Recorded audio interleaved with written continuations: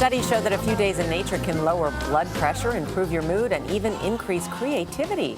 But with Americans working longer than ever, many are getting their outdoor fix by looking at images of nature online. Reality is even better. Chip Reid went to Berryville in New York's Catskill Mountains to meet an internet entrepreneur who's finding an unplugged zen in the woods. You want to climb up inside? Yeah, let's do it.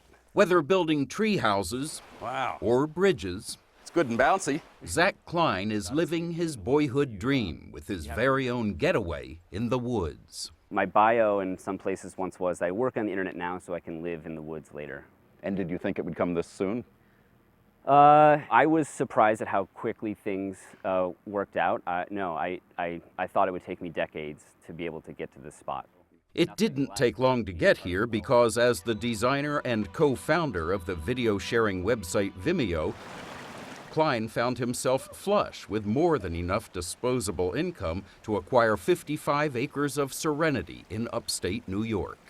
What's the best thing for you about being out here in the woods? By profession, I'm a designer, and when I come out here, I'm reminded just how perfectly designed nature already is. To get ideas of what would be built here, Klein started a blog featuring pictures of simple structures in natural settings, calling it cabin porn.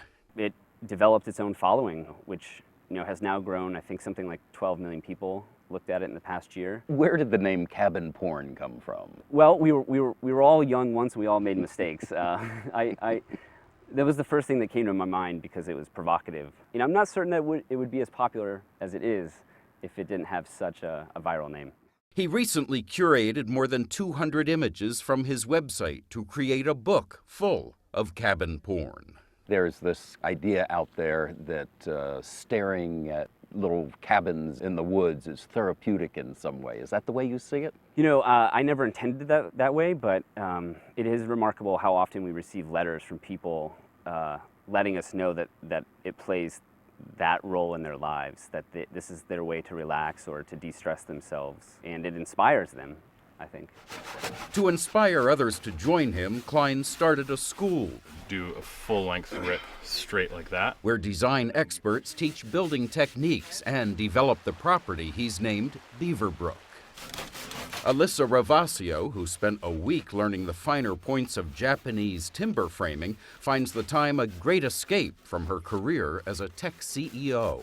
So you're wired in all the time? I'm on my computer for 8 to 12 hours a day.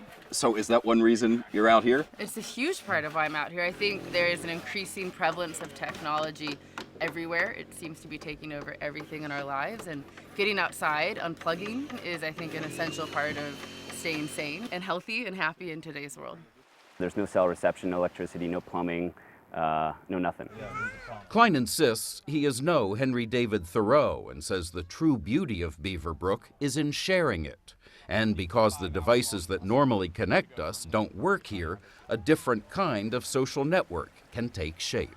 Is having fun mostly what this is about? Yeah, that's exactly what it's about. It's about building relationships with each other through projects that we find rewarding.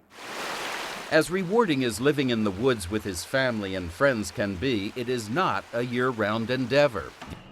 Yes, even Zach Klein spends most days plugged in. Okay, jobs page. Most recently as the CEO of an online school called DIY. This was actually on the property when we moved here. But for about 6 weeks a year, he recharges right here at Beaverbrook. The internet is pretty one-dimensional when you compare it to a massive plot of woods like this. There are so many wonders beholden here. You just have to look down at the ground to see them. And what may have been Zach Klein's biggest discovery about building a cabin in the woods, it doesn't really cost that much. In New York State, you can get an acre of agricultural land for about $3,000 bucks, which is the price some people pay for their televisions. And I think what's really compelling to people is the realization that this simplicity that they're interpreting as luxury is actually pretty obtainable for anyone that wants it. For CBS This Morning, Chip Reid, Berryville, New York. I was into it, but we took a turn with no bathroom. I think toilet paper is a good thing. Two-ply, please. You can still have outdoor plumbing. Yeah, okay, but it's beautiful, beautiful. Bravo, Zach Klein, bravo, bravo. Just go in the woods. Okay.